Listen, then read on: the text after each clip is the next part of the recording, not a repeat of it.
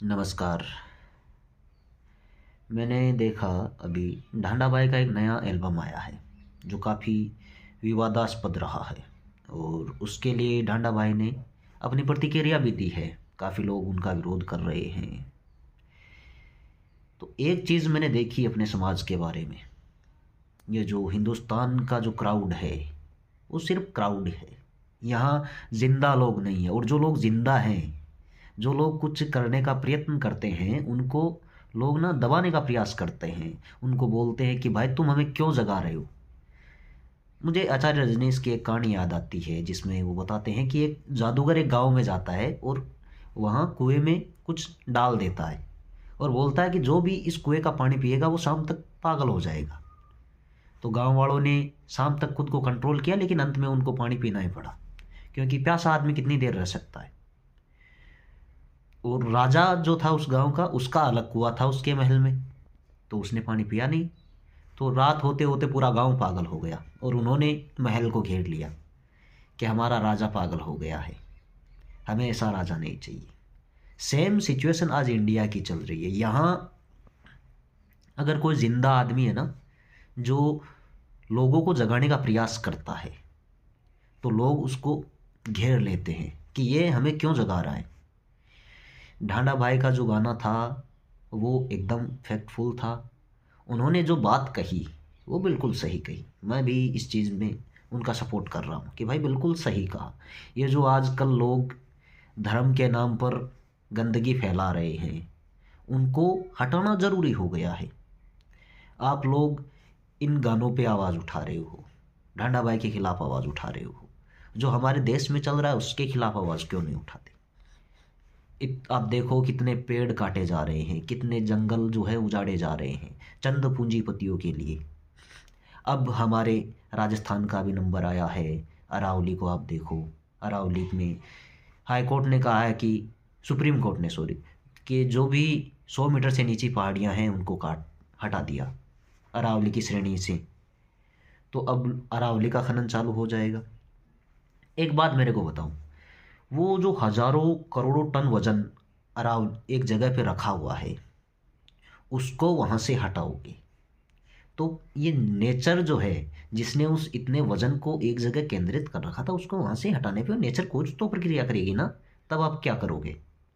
पेड़ काटेंगे। अभी दिल्ली का क्या हाल हो रहा है आपने देखा है, आपको मालूम है। लोग एयर प्यूरीफायर की साफ करते हुए वीडियो डाल रहे हैं कि हमारे एयर प्यूरीफायर में इतना पोल्यूशन दिख रहा है, इसके फिल्टर की ऐसी हालत हो रखी है। अब राजस्थान में भी अगर अरावली को आप डिस्ट्रॉय कर दोगे तो सबसे पहले तो रेगिस्तान जो बढ़ रहा है वो बढ़ेगा। दूसरा, आप देखो, प्रदूषण बढ़ेगा। अरावली जो भूजल है उसको स्टोर करके रखती है। तो राजस्थान में वैसे ही पानी की कमी है। जो अपना पश्चिमी राजस्थान का इलाका है वहाँ बहुत ही गहराई तक भूजल नहीं मिलता। 1000 फीट, 2000, 1200 फीट के आसपास वहाँ पानी नहीं मिलता। तो आप सोचो उस सिचुएशन में राजस्थान की क्या स्थिति होगी। उसके लपेटे में फिर आगे राजस्थान के अलावा दूसरे स्टेट भी आएंगे, क्योंकि रेगिस्तान का विस्तार होगा। तो ये तो है नहीं कि राजस्थान में रुक जाएगा रेगिस्तान, अरावली को काटने पर वो बढ़ेगा। क्योंकि ये जो आंधियाँ चलती है धूल भरी, वो कितनी तेज़ गति से चलती है आप लोगों को मालूम है।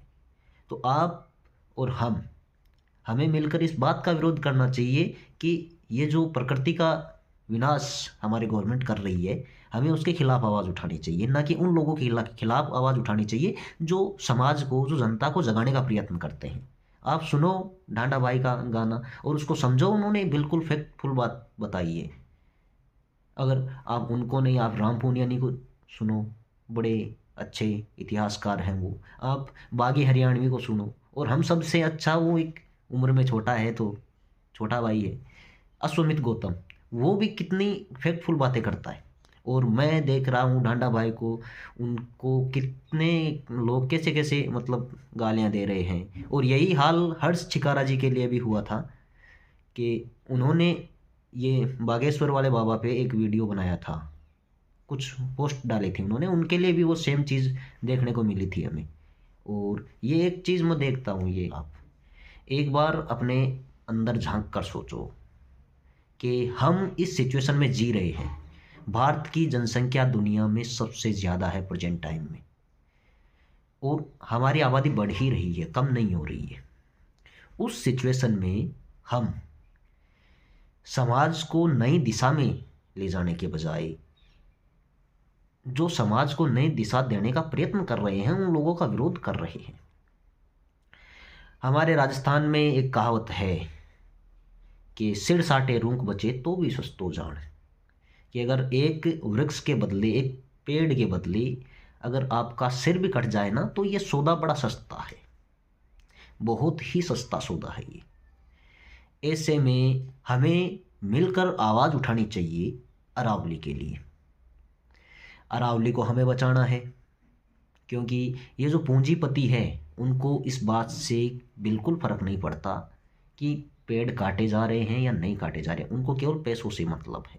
आप देखो हिंदुस्तान में कितने जगह पे कितने जंगलों को काटा जा रहा है, और ये बात बिल्कुल सही है। और हम देख भी रहे हैं कि जहाँ भी लोग इनका विरोध कर रहे हैं, प्रशासन के द्वारा उन्हें हटा दिया जाता है। और मेरी बात ये समझ में नहीं आती, प्रशासन के जो लोग हैं, जो पुलिस फोर्स में जो लोग हैं, वो शिक्षित लोग हैं, वो इस चीज़ का समर्थन कैसे कर सकते हैं? क्या उनके दिमाग में ये बात नहीं आती कि भाई हम अगर पर्यावरण को नुकसान पहुंचाएंगे तो उसमें नुकसान किसका है? प्रकृति जब बदला लेगी, अभी 1000-2000 किलोमीटर, वो 10-12 हज़ार किलोमीटर दूर वॉल्केनो वो सक्रिय हुआ, तो लोग बोल रहे हैं कि उतनी दूर से उसका जो धुआं, जो कालिख, जो भी राख है, वो यहाँ इंडिया तक आ गई, वहाँ से इतनी दूर आ गई। तो सोचो जब इंडिया में ऐसा कुछ होगा तब आप कहाँ जाओगे?